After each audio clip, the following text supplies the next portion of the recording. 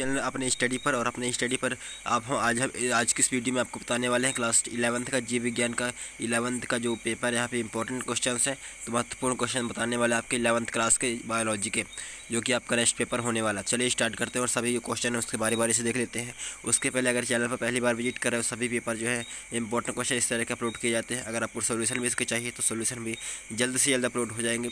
इसके लिए चैनल को सब्सक्राइब कर लीजिए ताकि नेक्स्ट पेपर आपको समय पर मिल जाए और आप उसको तैयार कर पाएँ।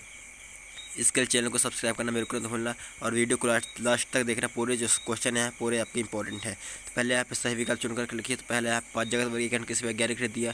दूसरा, पृथ्वी पर सबसे अधिक प्रकाश संश्लेषण किसके द्वारा होता है। तीसरा, केंद्र खोज किसने की थी। चौथा है, पॉलीप तथा मेड्यूसा अवस्थाएँ किसमें पाई जाती हैं। फिर स्वच्छ जलीय स्पंज है।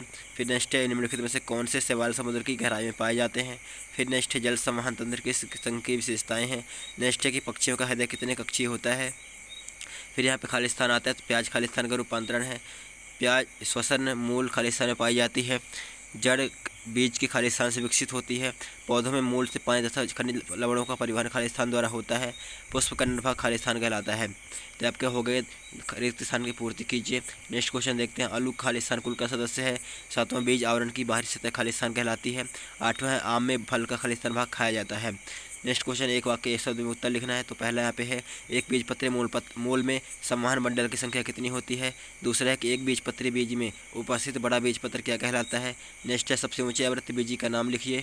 फिर है कि संघ को नाइडेरिया के नाम से जाना जाता है। फिर है, संघ प्लेहिटेलमिंज के जीवों के उत्सर्जक का नाम लिखिए। PPLO का पूरा नाम क्या है। कोयची में भोजन को पीसने के लिए कौन सी रचना पाई जाती है। नेक्स्ट है, पर्णाधार पर्णवंत मध्य सिरा पौधे किस भाग की रचनाएं हैं। फिर नेक्स्ट इसका है, सही जोड़ी बनाइए। तो पहला यहाँ पे एस्कोमाइसिटीज जिम्नोस्पर्म सेलेजिला सेलुलोज कोशिका भित्ति पादप कोशिका पेनिसिलियम परिपक्व भ्रूणकोश ब्रायोफाइटा पादप जगत का उभयचर 8 कोशिकीय प्रोटीन निर्माण प्रांकुर तने का विकास रेजिन टेनिन अंतःकाष्ठ राइबोसोम।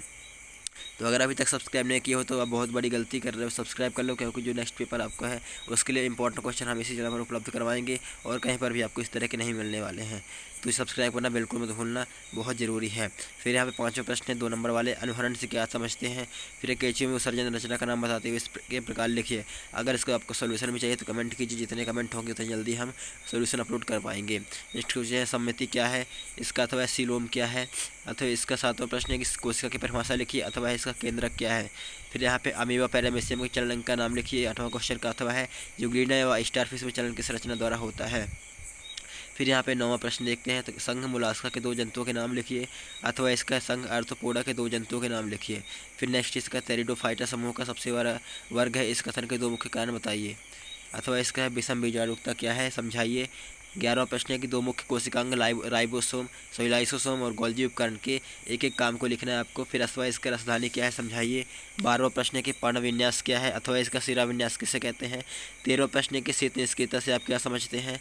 इसका अथवा यहाँ पर है ग्रीष्म निष्क्रियता से आप क्या समझते हैं। फिर यहाँ पे उपस्थि के 2 गुण लिखना है। 14वां प्रश्न, इसका अथवा अस्थि के 2 गुण लिखना है। 15वां प्रश्न है, आरज्जुकी और रज्जुकी में कोई 3 अंतर लिखिए। तो 3 नंबर वाले आपका ये क्वेश्चन स्टार्ट हो चुके हैं।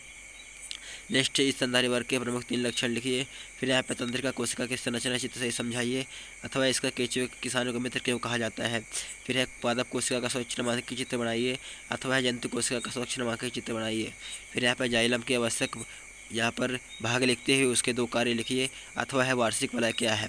तो 3 नंबर के आपको प्रश्न है। फिर आते हैं 4 नंबर के प्रश्न। तो एंजियोस्पर्म और जिम्नोस्पर्म में अंतर लिखना है कोई 4। इसका अथवा सवालों का आर्थिक महत्व लिखिए। फिर 20वां प्रश्न यहाँ पे देखते हैं। तो प्रोकैरियोटिक और यूकैरियोटिक कोशिका में अंतर लिखना है कोई 4। फिर इसका अथवा गुणसूत्र बिंदु क्या है। गुणसूत्र बिंदु की स्थिति के आधार पर गुणसूत्र का वर्गीकरण कीजिए। 21वां प्रश्न, पादप कोशिका और जंतु कोशिका में अंतर लिखना है कोई 4।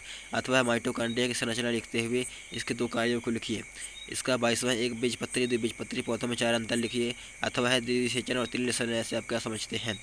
तो इस तरह के बायोलॉजी के आपके क्वेश्चन कंप्लीट होते हैं। किसी और सब्जेक्ट का आपको चाहिए इस तरह के इंपॉर्टेंट क्वेश्चन तो आप कमेंट कीजिए। और अगर इस पेपर के आपको क्वेश्चन पेपर्स यानी कि इंपॉर्टेंट क्वेश्चंस के अगर आपको सोल्यूशन चाहिए तो भी कमेंट कीजिए। और सब्सक्राइब करना बिल्कुल मत भूलना, क्योंकि सब्सक्राइब नहीं करेंगे तो फिर आप ढूंढते रह जाओगे पूरे यूट्यूब पर, आपको कहीं पर भी इस तरह के जो इंपॉर्टेंट क्वेश्चन है नहीं मिलने वाले। So thanks for watching this video. मिलते हैं आपसे अगली वीडियो में।